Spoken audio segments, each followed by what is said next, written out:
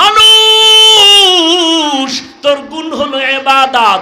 ইবাদত না নিয়ে যদি আজরাইলের হাতে ধরা পড়ে যাও, আল্লাহ বলবে কে লাথি মেরে জাহান্নামে ফেলে দে, এটা গুণের মানুষ না।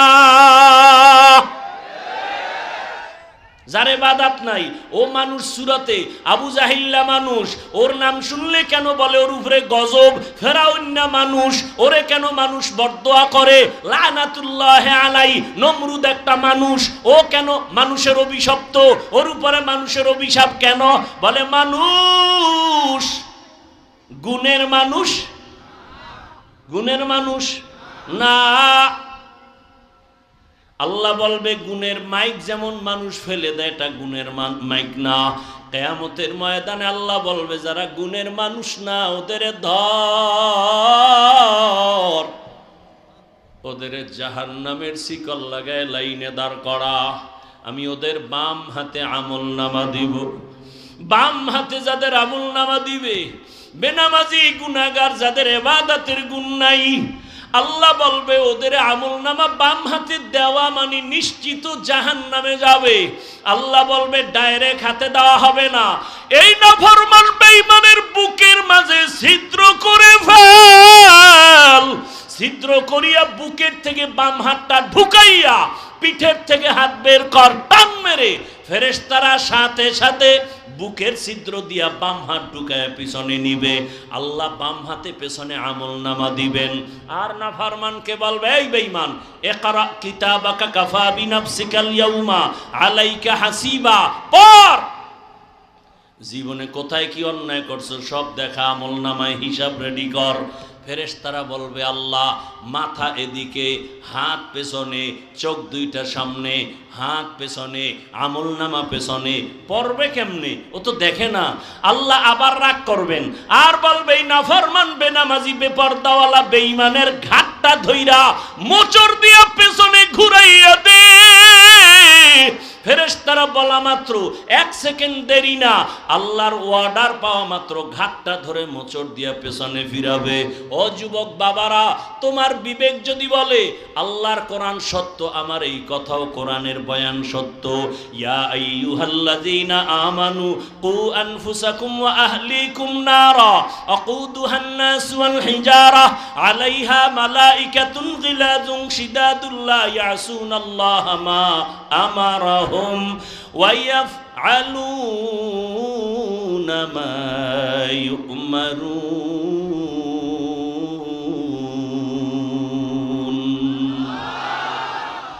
ফেরেশতাকে আল্লাহ যা বলবেন তাই। আর ইবাদতের গুণ নিয়ে যারা কবরে যাবে আল্লাহ তাদের জন্য কবর জান্নাত বানাবেন। হাসরের ময়দানে আল্লাহ অর্ডার করবে, এই নাজাত পানেওয়ালা নেক আমলওয়ালারা, তোমরা যারা ইবাদতের গুণ নিয়ে আসছো তোমরা খবরদার সূর্যের গরম সহ্য করতে পারবা না। আমি আল্লাহর কুদরতের ডান পাশে আরশে আজিম, ওখানে গিয়ে তোমরা অপেক্ষা করো। ইয়া আইয়াতুহান নাফসুল মুতমাইন্নাহ ইরজিই ইলা রাব্বিকি রাদিয়াতাম মারদিয়াহ ফাদখুলি ফি ইবাদি ওয়াদখুলি জান্নাতি। আগে জান্নাত না, আগে আমার মোহাব্বতের বান্দাদের কাফেলায় ঢোক, এরপরে হলো জান্নাত। ও আমার বাবারা, মানুষের গুণ হলো ইবাদত। আর ইবাদত কোন সিস্টেমে করব? মন গড়া করলে হবে না, ইবাদতের নিয়ম জানা লাগবে, নিয়ম জানতে হবে। ইবাদতের নিয়ম জানতে হলে কোরআন লাগবে, কোরআন বুঝতে হলে হাদিস লাগবে। তুমি পড়তে পারো না, আলেম লাগবে, আলেম থেকে কোরআন হাদিস যাই না, ইবাদতের নিয়ম শিখা। ইবাদত করলে তুমি গুণের মানুষ। আর গুণের মানুষের জন্য বিনা হিসাবে জান্নাত।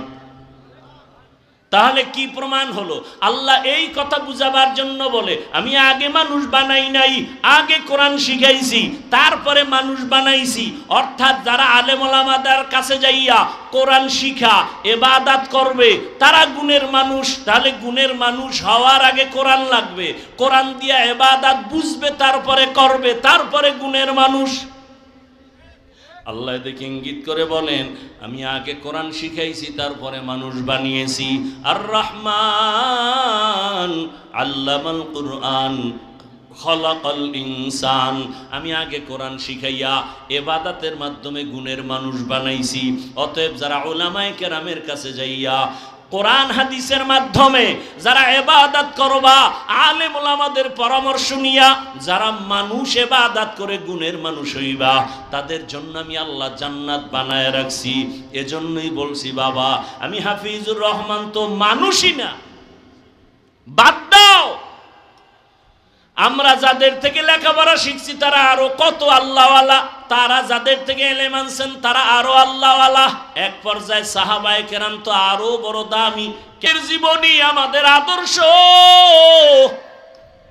এত কান্না নিজেরা করেছেন। একজন সাহাবী নবীজির একটা আদেশ একটু মানছে, ঠিক একটু দেরি, সাথে সাথে মানে নাই।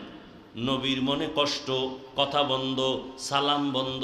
নবী মসজিদে আসে, সাহাবিও আসে, নবী তাকান না, কথাও বলেন না।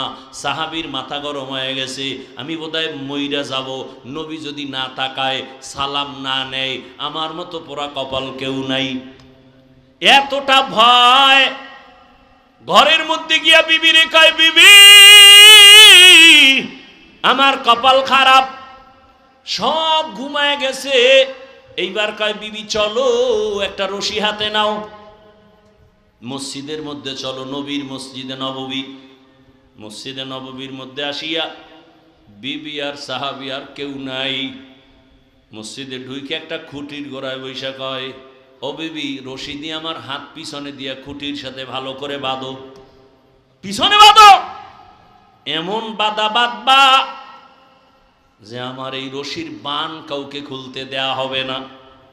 আমার রসুল আমার উপরে বেজার, আমার খানা খেয়ে লাভ নাই, বেঁচে থেকে আমার সার্থকতা নাই। বিবি তুমি আমাকে ভালো করে বেঁধে ঘরে যাও, আসবা না।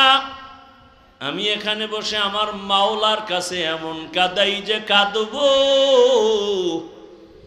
যতদিন পর্যন্ত আল্লাহ আয়াত দিয়া নবীকে বলবেন না আমারে মাফ করছেন, ততক্ষণ কান্না বন্ধ করব না। সাহাবী খুঁটির গোড়ায় রশি দিয়া বাঁধা, কান্না বন্ধ নাই। নামাজ পড়ে ইশারা ইঙ্গিতে কান্না চলছে। এমন কান্না, নবী তাকান না, কথাও বলেন না, নবী নামাজ পড়ায় চলে যান। অন্যদের সাথে কথা চলে, সাহাবীর সাথে কথা নাই। এমন কান্না কাঁদতেছে, রাতে এমন পরিমাণ কান্না। অনেক দিন পর আল্লাহ পাক আয়াত দিয়া ওই সাহাবীর নামে ঘোষণা দিলেন, ওকে মাফ করে দিলাম। নবী এবার আসছে হাসি মুখে, ও সাহাবী, আয়াত চলে আসছে, জিব্রাইল আসছে, আল্লাহ তোমার তওবা কবুল করে ফেলেছেন, তোমারে আল্লাহ মাফ করেছেন, তুমি এবার বিদায় নাও, মনের কষ্ট দূর করো। সাহাবী কাঁদেন আর বলেন, ইয়া রাসূলুল্লাহ, আমার রশির বান আপনি না খুললে আমি কাউকে খুলতে দিব না। আপনি যদি আমার উপরে খুশি মনে আমার রশির বানটা খুলিয়া দেন, আমি মনে করব আল্লাহ আমার উপরে খুশি হয়েছে। রহমতের নবী নিজ হাতে বান খুলে দিলেন। আজও মদিনায় যাও। আমি কয়েকদিন আগে মদিনার নববীতে গেলাম, রিয়াজুল জান্নায় আমাদের বাংলাদেশিরা ওখানে ডিউটি করে, 10 মিনিটের বেশি টাইম দেয় না, পুলিশ সরায়া দেয়। ওরা বলল, হুজুর আপনি মোহাব্বতে এক কোনায় বয়া ইবাদত করেন, আপনাকে পুলিশ কিছু বলবে না। আমরা বলে দিচ্ছি। পুলিশ আইসা আমার পাশ দিয়ে যায়, আমি বসি এক খুঁটির গোড়ায় বসি, উপরে তাকায় দেখি খুঁটির গোড়ায় নাম লেখা সতুনে উস্তুনে হান্নানা। সুযোগ পেলে ওখানে গিয়ে 2 রাকাত নামাজ। আবার আর একটা খুঁটির উপরে লেখা সতুনে আয়েশা। আম্মা জান আয়েশা বেশি বেশি খুঁটির গোড়ায় বসে বসে আল্লাহর ইবাদত করতেন, ইতিকাফ করতেন। আবার ওই যে সাহাবী কান্না করেছেন, তওবার খুঁটি, ওই খুঁটির গোড়ায় এখন উপরে লেখা সতুনে তওবা, ওটা তওবার খুঁটি এখনো লেখা, আরবিতে লেখা। ওই সাহাবীর তওবা কবুল হয়েছে। ওখানে গিয়া সেজদায় পড়ে কাঁদলাম, কারণ পুলিশেরা মোনাজাতে কান্না ওরা পছন্দ করে না। মনে করে বোধহয় এটা বলে বেদাতি। ওরা মোনাজাত দিয়ে কান্নাটারে ভালোবাসে না, সেজদায় গিয়া মনের মতো কাঁদলাম। ও আমার এলাকার মা বোনেরা, ও আমার যুবক বাবারা, ও আমার বৃদ্ধ বাবাজিরা, এতক্ষণ যে এত কষ্ট করে চিল্লাইয়া বয়ান শুনাইছি, একবারও কিন্তু আমি আপনাদের বলি নাই আমার মতো দাড়ি টুপি লাগায় বুজুর্গ হয়ে হাতে তসবি নেন। বরং আমি আমার যুবক বাবাদের বলি, ও আমার কলিজার যুবক বাবারা, আমি একবারও বলি না কওমি মাদ্রাসায় যাও, তাবলিগে না গেলে তুমি জাহান্নামী, পীরের কাছে না গেলে তুমি জাহান্নামী। বরং আমি বলি বাবা, আমাদের লাইনে তুমি আসবা বাধ্য না, তোমাকে আমি আরো চাই তুমি স্কুলে কলেজে পড়ে ডাক্তার হও, ইঞ্জিনিয়ার হও, প্রফেসর হও, এসপি হও, ডিসি হও, ওসি হও, তুমি একজন এমপি মন্ত্রী, তুমি একজন চেয়ারম্যান হও, তুমি একজন ব্যবসায়ী চাকরিজীবী হও। তবে আমার বিদায় বেলা একটা দাবি, বেয়াদব হইও না রে বাবা। তুমি ডাক্তার হয়ে যদি বেয়াদব হও, তাসলিমা নাসরিনের মতো জুতা খেয়ে দেশ থেকে পালিয়ে যেতে হবে। মরণের পরও লাশটা জন্মভূমিতে আসবে না। ডাক্তার হও, বেয়াদব হইও না। ইঞ্জিনিয়ার হও, বেয়াদব হইও না। তুমি একজন জনপ্রতিনিধি হও, বেয়াদব হইও না। বলবা হাফিজ ভাই বেয়াদব হব না, কথার ব্যাখ্যা কি? ভালো করে শুনো রে বাবা, 3 জায়গায় বেয়াদবি করবা না। আল্লাহর কসম, যদি বেয়াদবি করো মরার আগে তোর ধ্বংস শুরু হয়ে যাবে। 1 নাম্বার জায়গা মা বাবা, 2য় জায়গা শিক্ষক, 3 নাম্বার জায়গা উলামায়ে কেরাম। এই 3 জায়গায় বেয়াদবি করলে, মা বাবায় যদি কষ্ট পায় নিঃশ্বাস ফেলেই দেয়, খোদার কসম মরার আগে ধ্বংস শুরু। যদি শিক্ষক তোমার ব্যবহারে কষ্ট পেয়ে নিঃশ্বাস ছাড়ে, ধ্বংস শুরু। আলেম ওলামা যদি তোমার ব্যবহারে কষ্ট পাইয়া নিঃশ্বাস ছেড়ে দেয়, খোদার কসম ধ্বংস মরার আগে শুরু। অনুরোধ করে বলছি, তোমার মতো কত যুবক আছে জেনারেল লাইনে পড়ে, জীবনে মাদ্রাসায় যায় নাই, অথচ স্কুলে পড়িয়াও নামাজ ছাড়ে না, কলেজে পড়িয়াও নামাজ ছাড়ে না। মিথ্যা বলছি? তোমার কপালে কারো বরদোয়া লাগছেনি, না হয় তুমি পারো না কেন? মা বাবার বরদোয়া লাগাইছনি, না হয় তুমি নামাজ পড়ো না কেন?